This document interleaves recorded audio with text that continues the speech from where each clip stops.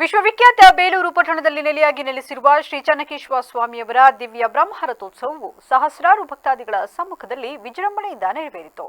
ಕರ್ನಾಟಕ ಸರ್ಕಾರ ಧಾರ್ಮಿಕ ದತ್ತಿ ಇಲಾಖೆ, ಹಾಸನ ಜಿಲ್ಲಾಡಳಿತ ಮತ್ತು ಬೇಲೂರು ತಾಲೂಕು ಆಡಳಿತ ಆದೇಶದ ಮೇರೆಗೆ ಪ್ರತಿ ವರ್ಷದಂತೆ ಶ್ರೀ ಚನ್ನಕೇಶವ ಸ್ವಾಮಿಯವರ ರಥೋತ್ಸವ ನಡೆಸಲು ಕಳೆದ 20 ದಿನಗಳಿಂದ ಸಕಲ ಸಿದ್ಧತೆಗಳೊಂದಿಗೆ ಇದೇ ಮಾರ್ಚ್ 23ರಿಂದ ಆರಂಭಗೊಂಡು ಏಪ್ರಿಲ್ 5ರವರೆಗೆ ವಿವಿಧ ಪೂಜಾ ಕೈಂಕರ್ಯಗಳನ್ನು ನೆರವೇರಿಸಲು ತೀರ್ಮಾನಿಸಿ ಸಾಂಪ್ರದಾಯಿಕವಾಗಿ ನಿತ್ಯ ಬಗೆ ಬಗೆಯ ಉತ್ಸವಾರ್ಥಗಳನ್ನು ನೆರವೇರಿಸಿ ಇಂದು ಬೆಳಗ್ಗೆ 11:05ರ ಗಳಿಗೆಯಲ್ಲಿ ದಿವ್ಯ ಬ್ರಹ್ಮ ರಥೋತ್ಸವವು ದೇಶ ವಿದೇಶ ಹಾಗೂ ರಾಜ್ಯ ಹೊರ ರಾಜ್ಯಗಳಿಂದ ಆಗಮಿಸಿದ್ದ ಸಹಸ್ರಾರು ಭಕ್ತಾದಿಗಳ ಸಮ್ಮುಖದಲ್ಲಿ ದಿವ್ಯ ಬ್ರಹ್ಮರಥವನ್ನ ಗೋವಿಂದ ಗೋವಿಂದ ಚನ್ನಕೇಶವ ಸ್ವಾಮಿ ಪಾದ ಗೋವಿಂದ ಎಂಬ ಘೋಷಣೆಯೊಂದಿಗೆ ಭಸ್ಮಾಸುರ ಮೂಲೆಗೆ ಎಳೆದು ತರುವ ಮೂಲಕ ಯಶಸ್ವಿಯಾಗಿ ನೆರವೇರಿಸಿದರು.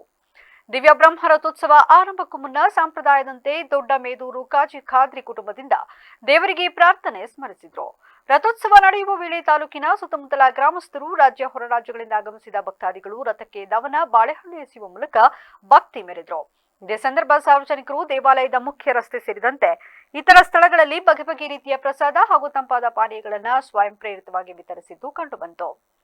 ಈ ಸಂದರ್ಭ ಮಾಜಿ ಸಚಿವ ಹಾಲಿ ಶಾಸಕ ಎಚ್.ಡಿ. ರೇವಣ್ಣ, ಶಾಸಕ ಎಚ್.ಕೆ. ಸುರೇಶ್, ಮಾಜಿ ಸಚಿವ ಬಿ. ಶಿವರಾಮ್, ಪುರಸಭೆ ಅಧ್ಯಕ್ಷೆ ಉಷಾ ಸತೀಶ್, ಜಿಲ್ಲಾ ಪೊಲೀಸ್ ವರಿಷ್ಠಾಧಿಕಾರಿ ಶುಭನ್ವಿತಾ, ರಾಮಾಯಣ ರಾಮಾನುಜ ಸ್ವಾಮೀಜಿ, ತಹಶೀಲ್ದಾರ್ ಶ್ರೀಧರ್ ಕಂಕನವಾಡಿ ಸೇರಿದಂತೆ ಇತರ ಗಣ್ಯರು ಹಾಜರಿದ್ದರು.